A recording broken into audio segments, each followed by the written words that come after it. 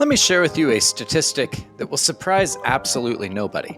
And it's that 97% of home buyers start their housing search online. And you're saying, of course, it's 2025, Nick. Yeah, we all start it online because basically every iPhone comes preloaded with Zillow as the first downloaded app, right? Well, yeah, okay, so nothing groundbreaking there. But here's the thing.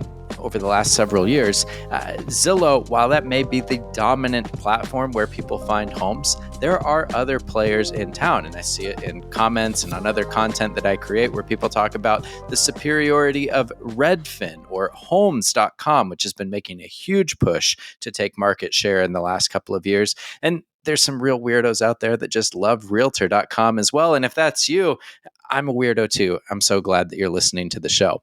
The point is that when you're shopping for a home, you might not have thought too critically about these different platforms, the pros, the cons, which ones are best for what types of homes. And because this is a show built for homebuyers, especially homebuyers that are representing themselves, well, I thought that it would be good to look at the top 4 platforms, break down what are the advantages, disadvantages to each one. If you're new here, my name is Nick. This is the DIY Homebuyer Podcast, part of the DIY Homebuyer Academy, where my mission is to educate and empower you to represent yourself, skipping out on having a costly buyer's agent the next time that you purchase a home. Because one, I'm all about saving you 2 to 3% when you don't have another agent to pay, and because I believe it creates for a better home buying experience. And if that's the kind of thing that you're even remotely interested in, well, first of all, hit subscribe. Secondly, look at the notes in the description below. That's where you're going to find all the ways that you can connect with me because, hey, if this resonates with you, that means that you're my kind of people. We should probably talk. Let's go ahead and dive in, talk about these different platforms or portals. Those words get used interchangeably. And why did these platforms, portals even get invented? That might seem rather obvious to you, but if we roll back the clock pre-2000s, well, if you wanted to access homes, you really did need to have a buyer's agent because agents had access to this mystical MLS, the multiple listing service. And if you think about a time prior to Zillow, yes, those prehistoric times back before you could have everything you wanted on an app or a website, well, if you wanted to know all of the homes that were available to you, you would either have to drive around neighborhoods looking for sale signs in yards, or you'd have to look at the newspaper and classified ads, or you'd have to hire some costly agent that would have their access to the MLS and they would send you all of the listings that fit your criteria. And the exciting part about that is that they would be the first to know whenever there was a new listing. And buyer agents will still argue that that's some of the value that they bring to the table, but that value proposition completely changed with the advent of Zillow and other platforms like it. Because what these platforms have done is they have struck agreements with all of the MLSs throughout the United States. So there's over 580 multiple listing services. And these platforms have agreements with all of them so that every single time a listing agent publicly publishes a new listing, those listings get syndicated out to these platforms and advertised for free, essentially, for the seller and the listing agent, which that's a winning proposition, right? When you think about from a seller's perspective, pre-internet, pre-Zillow, the seller really had no way of knowing, is my house getting in front of the right kind of buyers? Are the buyer agents that I need to see my home and show it to their clients, are they actually seeing it and showing it to their clients? Well, with Zillow, and now with people falling asleep, scrolling on Zillow, sellers have much higher degree of confidence that, yeah, everybody in the world who could possibly be thinking about buying a home at least has access to seeing your home. And for listing agents, this is also great because they don't have to pay for it. It just means that they're getting millions upon millions of potential eyeballs on their listings and therefore also their name at no cost. Now, are there downsides to that? Yes. And that's something that we'll touch on a little bit as we talk about how these platforms are monetized. But on the whole, real estate agents, MLSs, they said, of course, we want these platforms to have this information because they make our listings so much more accessible to home buyers. And that seems like a really good thing. The more people that you have competing for homes, the better terms, better prices that sellers get. And it's a good thing for buyers too. When you're buying a home, yeah, competition sucks in a way, but also you don't want to miss out on potential homes. And you certainly don't want to have to go from brokerage to brokerage or make sure that you're subscribed to all the right newspapers in order to get the right classified ads. So that's how we got here. And now we have these different platforms that are competing for your attention, for your business. And you should also understand as a consumer, how are these platforms monetized? Because the way that they're monetized means these platforms are going to push you in different directions in order to benefit them financially. Because as much as I would like to say that the Zillows and Realtor.coms of the world exist for completely altruistic purposes, they are for-profit companies, and frankly, they are very, very profitable. So we'll talk about their financial incentives structures as we get into the pros and cons of each. And the four that we're going to look at are the four largest. That is Zillow, Homes.com, Redfin, and Realtor.com. So it's only right we begin our comparison with Zillow because they are the undisputed heavyweight champion of the world when it comes to home search. They get 87 million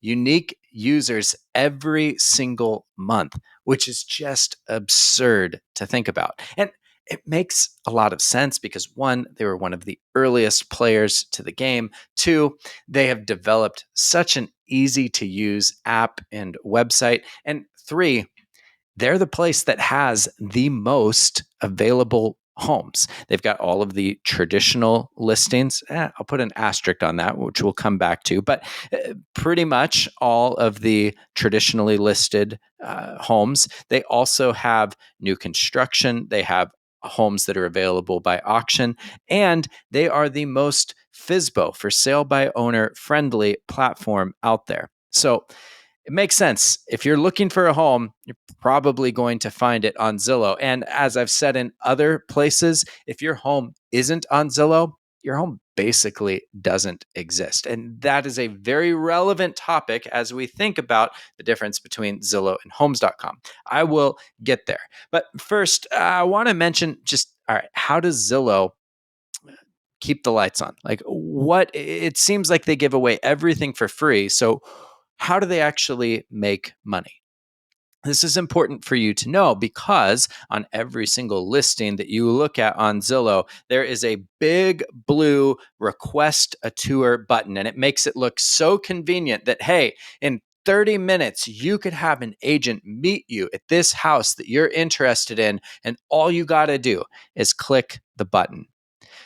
This is how Zillow makes their money because on the other end of that button, there is a buyer agent frothing at the mouth, wanting to get you into a home. And their agreement with Zillow is that in exchange for pairing you up with them, they will give Zillow up to 40% of whatever commission they make as a referral fee. That is a huge, huge chunk of change, right? Like on a $20,000 home, and please don't check my math on this, but that would be around $8,000 that Zillow would be taking from the agent on the final commission for that simple click of a request a tour button. And what I've found is that these agents tend to not be the highest of quality agents. If they are that desperate that they're willing to spend $8,000 to Zillow to acquire you as a lead, they're probably not doing great work. I'll let that be for you to decide, but hopefully you don't have to decide because you're representing yourself and you never need to use the request a tour button. Instead, you can just find the listing agent's information on the Zillow listing. And Zillow, to their credit, is doing a better job of making that information more readily available, more obvious to you. And so then you can reach out to the listing agent directly to ask your questions and schedule your showings. But it is important for you to know the way that Zillow makes money is by connecting you with a buyer's agent. And downstream from there, they make money if you use Zillow Home Loans or any of their other auxiliary services. So as soon as you give Zillow your information, you become the product, not the customer. And that's important for you to understand. The way Zillow views you as a home buyer is you are the product. Now, what are the big time pros of using Zillow? Well, number one, it's the best place to access for sale by owner listings. Most of the other platforms are not very for sale by owner friendly. So if you're open to for sale by owner, which I think you should be, Zillow is the place to look.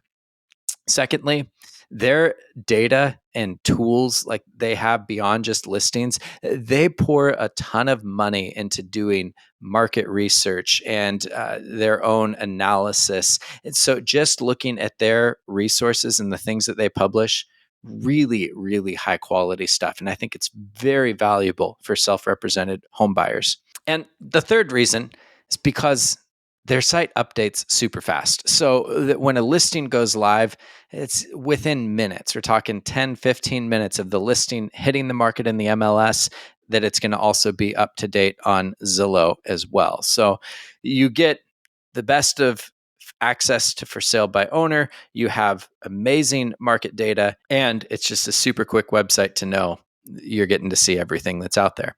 Now, what are the big cons? One, I don't like how Zillow is always pushing you to use their buyer agents who are paying a stupid amount of money to Zillow in order to have your contact information. Just not big on selling people's contact info and productizing people that are trying to use their website. I get it. They got to pay for all of these things somehow. I just wish that they were more upfront and honest about it. Number two, let's talk about Zestimates. And this maybe is one that it's part of why you're watching the video. Zestimates are a tricky tool because when you're looking at off-market listings, like if you just go to your property address to just see what it's worth before you list it, they're not very accurate. On average, it's 6.9% variance of accuracy. So that's a pretty big range, like almost 7% plus minus is how right or wrong this estimate could be. Now, once the property goes live, their algorithm is able to dial it in a whole lot closer because they're using some AI tools to look at the listing data, to look at the photos, and then they're able to dial it into about 2.4% error, margin of error, which that's actually usable sort of data. But when it's plus minus 7%, you got to be really careful not to make too many judgments based upon that. And then the final piece, critique against Zillow, they have really low customer service scores. Again, this would be something that you're really only concerned about if you're using an agent that you got connected with via Zillow, which again, I don't think they're the highest quality agents. And so that probably reflects on why Zillow's Trustpilot score is just a 1.6 out of 5. But it also could be if you're using their other home services, home loans, just a caution to you there that their reputation is not the best. Who is Zillow best for?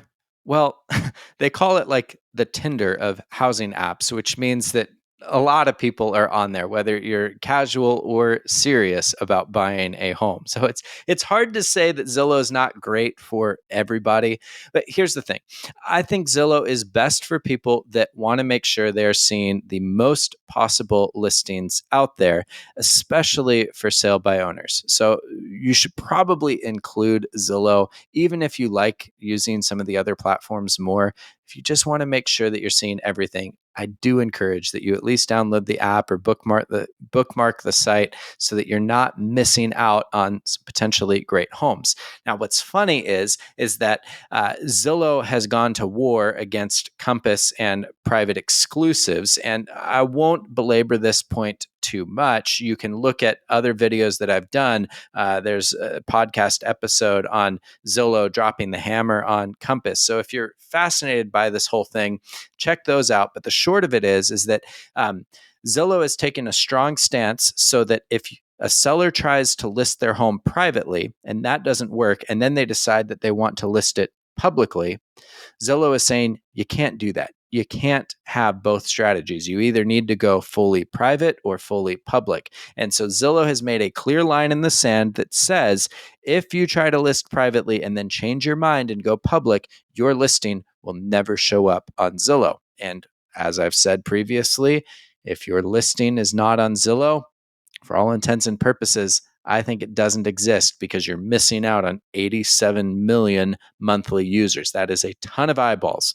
The reason I bring this up, though, is because it brings us to our second platform, Homes.com. And Homes.com is trying to go toe to toe with Zillow. And they're saying that, hey, Zillow, you're going to be missing out on those private exclusives that have now gone public. And in fact, Homes.com is going to boost any of those listings, especially those Compass private exclusive listings. So Homes is using this as an opportunity to say, yeah, you might be missing out on some things that Zillow is making their stand on. Come over to Homes.com. We'll show you everything. I put that in quotes because where Zillow is very friendly towards for sale by owners, Homes.com, not so much. We will get to that, but let's just talk about Homes.com in general. They're owned by CoStar Group, which, gosh, CoStar is massive. They own Apartments.com, LoopNet, and a bunch of other subsidiaries, but they have been putting like billions of dollars a year into growing Homes.com. You've seen their Super Bowl commercials, and they are growing like crazy. Homes.com is very clean user interface. Their map-based search is one of the very best in the business. It's less cluttered. It's more focused. They've done a really good job of dialing in their filters, helping you find the right home that you want. It is a very, very nice experience on Homes.com. I can see how they are growing.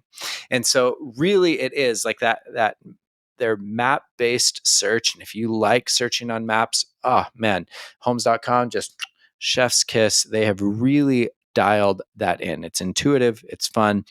Secondly, they are growing like crazy. And because of that, they're adding new features. They're experimenting. They are really being innovative in a lot of ways that it kind of feels like some of the older, more established platforms just aren't. So it's kind of fun to be part of something that is growing. I can see why more people are wanting to use Homes.com that way as well.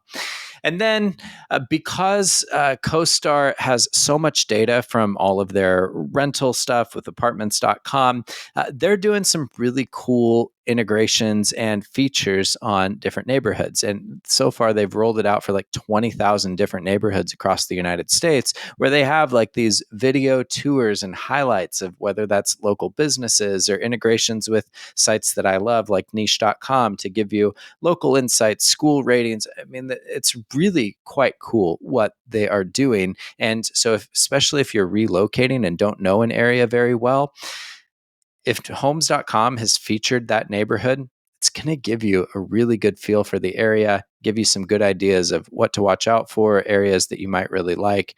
It's neat. I like what they're doing. Before getting into cons, we should talk about how does Homes.com make money, because it's very different from Zillow. So Homes.com's monetization model leans much more heavily on productizing agents instead of you as the consumer, which I put this under the pros category, right? But the way they do this is they charge agents about $2,000 a year to be a Homes.com preferred or elite, whatever they call it, agent. And in doing so, if that agent has listings, those agents' listings get bumped automatically to the top of search. Homes.com recently acquired Matterport, which does the 3D tours. So anybody who has a partnership with Homes.com, those listing agents get free Matterport tours in the markets where that is available, which helps their listings stand out. They also those agents get incredible insight as to your search habits if your contact information is within that agent's database. So let's just say that you reached out to them, they have your email, you have an account at homes.com. Well, homes.com will let that agent see any of the other homes that you've looked at or your search history on the website, which can be a little bit creepy to think about. If it feels like, is this agent watching me?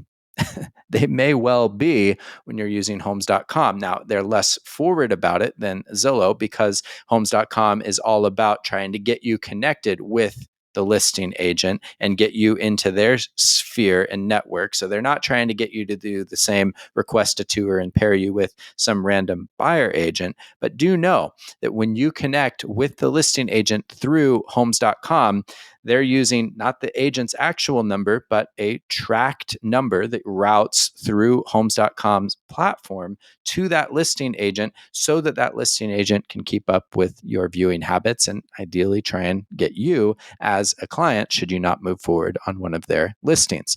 That kind of leads us into some of their cons, right? Like I don't really, on one hand, I like that they're not productizing you as the consumer, but at the same time, they kind of are. And I don't really like the ways that they're not totally upfront about how they're using your data and what kind of visibility they're giving to the agents that have your data. Secondly, their database is smaller than Zillow's. Now, yes, they're going to have some of these private exclusive listings that later go public and they're going to boost those, but that's still a very, very small fraction of listings. And it certainly doesn't compensate for all of the for sale by owners that you'll find on Zillow that you won't find on homes.com. So you might miss some more homes by using homes.com, ironically. And the third con that I have for them is just while their neighborhood insights are really cool, all the media and everything that they do for them, they don't have nearly as much like hard market data insights, independent research that they do specific to homes.com compared to like Zillow, realtor.com, Redfin, where those are huge emphases for those other platforms. So when it comes to a self-represented buyer where you're looking for good market data and insights, I just think that Homes comes up lacking a bit. So who is homes.com best for? Well, it's buyers that want that really sleek, nice new interface, that are excited about a growing platform, seeing the new features, being able to experiment with those. So next up, we're going to talk about Redfin, which they're a beast in their own right. And I'm sure you're familiar with them. But Redfin didn't launch like Zillow did to be a real estate platform. Redfin instead came into the market as a brokerage that now operates in all 50 states. That means that Redfin actually sells houses. They don't just display them. And that plays into how they're monetized. Like Redfin's goal is to get you to hire a Redfin agent to either help you sell or buy a home. But in creating the brokerage, they also created one of the most user-friendly and powerful platforms out there. Now, their numbers aren't quite as impressive in terms of unique monthly visitors as Zillow or Homes.com, but they still get a huge number of eyeballs every single month. So, what I love about Redfin, and you can put this in the pros category, is that like Zillow, they are a very data driven, research heavy platform. And they're actually better at it in a lot of ways than Zillow is. I was talking about the Zestimate and how with an on market listing, there's a margin of error of 2.4% with Zillow. Well, the Redfin estimates are the best in the business with just a 1.9% error either way. That's really, really accurate. Like it's more accurate than most agents will be when putting together a comparative market analysis. So if you're actually looking for market data of what a home is worth, well, Redfin is one of the very best spots to look. They also do a lot of their own independent research, publishing of articles that I find to be super helpful, especially for self-represented buyers. And so Zillow and Redfin are the two places that I tell people to look for when you want to understand market trends and get independent studies on what's actually happening in the housing market, both nationally and in your own community. So I love that about Redfin. Secondly, they really are like just a wonderful interface to work. This is purely anecdotal, but it does feel like 2/3 of the clients and people that I work with send me listings that they're interested in using Redfin, not Zillow, not homes.com. And I think that that's just because it has some sort of an it factor. Like, I can't really put a finger on what makes Redfin's search so special, but it just works really, really well. So that's a definite pro. People love their user interface. Kudos to their team that's put that together. And third, their tech is awesome. Like I find they get updates quicker. Maybe it's because they're actually a brokerage, but when new listings come on, they seem to hit Redfin before they hit Zillow, even if it's just by a few minutes. I think that their filters are great. They also were one of the first to really start implementing 3D tours. And this is the best part of all. I love that Redfin will allow you to see photos from previous listings for other homes that are in the area that you're looking at. This just makes doing your own market research, comparative market analyses, all of those things so beneficial when you're able to see rich photos of other homes that were recently listed because Redfin has prioritized saving that data. Huge kudos to them. I can't imagine what the expense is for saving all of that information, but man, I'm so glad that they do. It's one of the top reasons that I tell people to use Redfin, especially when they're doing their market research. Now, what are the downsides? Like Zillow, the way that Redfin is monetized is by you using a Redfin agent. Now, Redfin actually employs the agents, unlike Zillow, who could be referring you out to somebody random. So I do think that in general, the quality of Redfin agents is higher than the, whoever random Zillow gets you sent out to. But you're still, if you use their request a showing button, you're going to get connected with a buyer's agent. And I highly warn you against that. The Redfin website does also make it a bit harder to find the listing agent information compared to Zillow or homes.com, especially. And so if you're trying to reach out to the listing agent directly as a self represented buyer, I wish Redfin made that easier for you to do so. And then the last con that I have for them is that they're not very for sale by owner friendly. Of course, that's because they are their own brokerage. For sale by owners are not great for the brokerage. So they haven't really gone out of their way to make it easier for FSBO sellers to get their homes on Redfin. That would be a caution that as a home buyer, if you want to see everything, there's some things that you're going to be missing on Redfin that you would see on Zillow. So, who does Redfin work best for? Well, I think it works as a wonderful combination with Zillow. If you like the Redfin search more, which many people do, by all means, I would use their search features. Definitely use their market insights. Use the Redfin estimates. I think that they are surprisingly reliable. So I'd say Redfin is pretty much for everybody, even though it's not quite as big as Zillow. And when used in tandem, that's a pretty powerful combination. Now let's move to our fourth and final, which is Realtor.com. Realtor.com is one of those that you would think is probably owned by the National Association of Realtors, but it's not. They sold it to some other company, and so it's licensed. Now it's officially backed by the National Association of Realtors, but NAR doesn't own it, which is a little bit funny. Now, the nice thing about Realtor.com is that they have prioritized accuracy above all else, and so it's tied to all the MLSs as you would expect. It gives you verified information, some really sweet valuation tools. It can be great to compare Redfin, Zillow, and Realtor.com when it comes to home valuations. Again, they're not quite as accurate as Redfin or even as Zillow, I would say, but it's another tool in your tool belt. The area where they really do shine, though, is accuracy, because Realtor.com agents can report issues with listings. Realtor.com, they'll actually go vet those things, make it correct, make it right. They also do a good job, like with their agent ratings and showing agent histories, how many sales and things. All of the platforms do this to some degree, but I think that Realtor.com, if you're trying to do research on a listing agent, Realtor.com can be a great place to look. It's also funny because there's a bit of a stigma that, and perhaps rightfully so, with how many people are using Zillow every month. There are not 87 million home buyers in America every month, believe it or not. So people use Zillow very, very casually. But most people who are using Realtor.com are actually pretty serious home buyers. And that's something that the agent community recognizes, that if you tell them that you found the listing on realtor.com, there's sort of a like, oh, like you're more serious than somebody who's just calling me because you saw it on Zillow.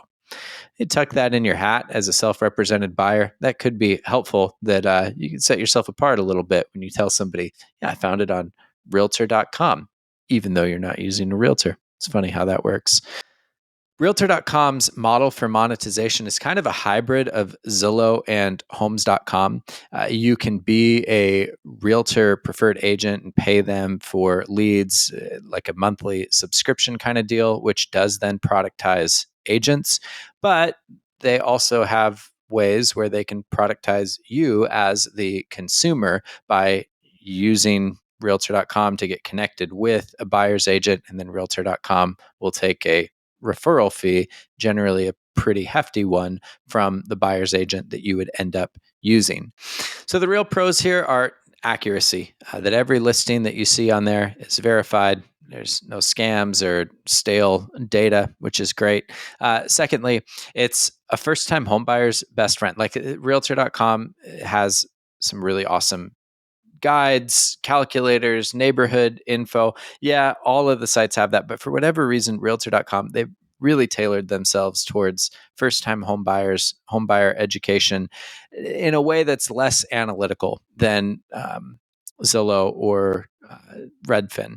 So if you're just looking for some guides and the DIY Homebuyer Academy isn't totally doing it for you, well, there might be some really helpful tools on Realtor.com as well. The final pro that I would say for Realtor.com is that they are the least aggressive when it comes to trying to market you or get you to sign up for things or get you to use their auxiliary services, which I find refreshing.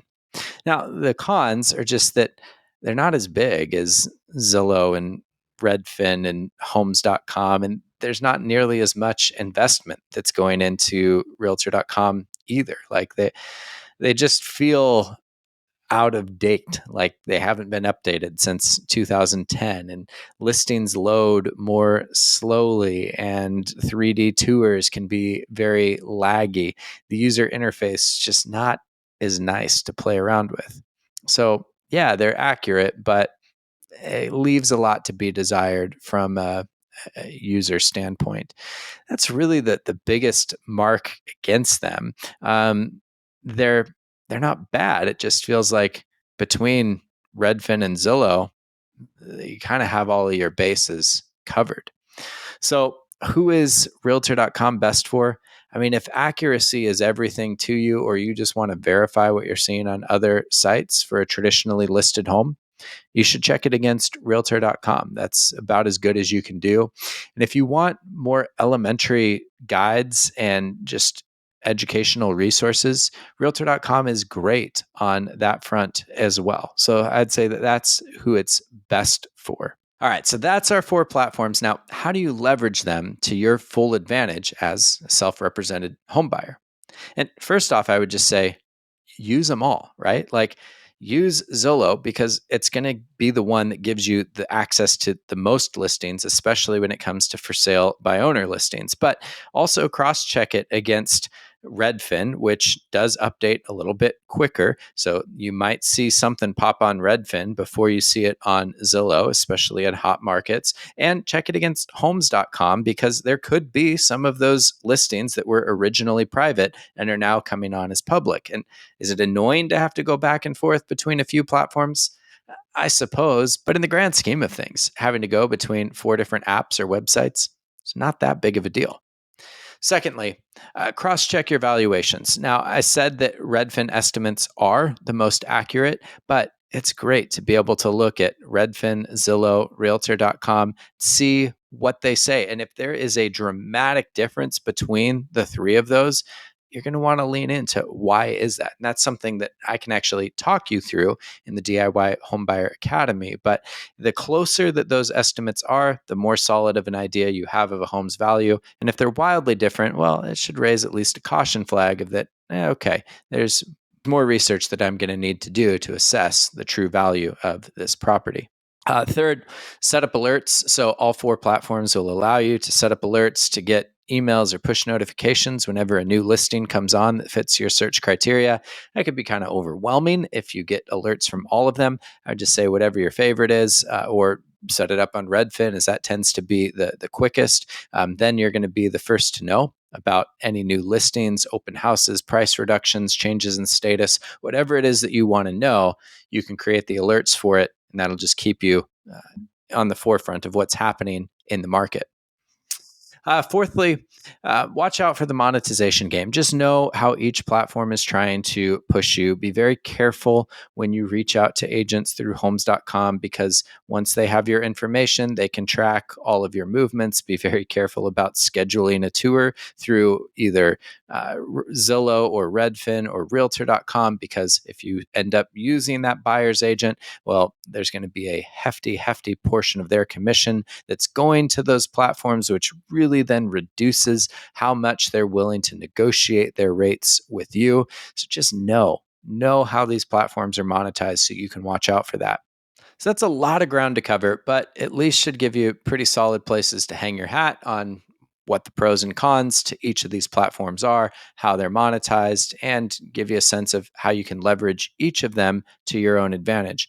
I'd love to hear what are your thoughts on each of these platforms. Do you have a clear favorite? Is there any that you just refuse to use? Anything that I missed? And is there a fifth platform or something you know of that's being developed that I should be aware of as well?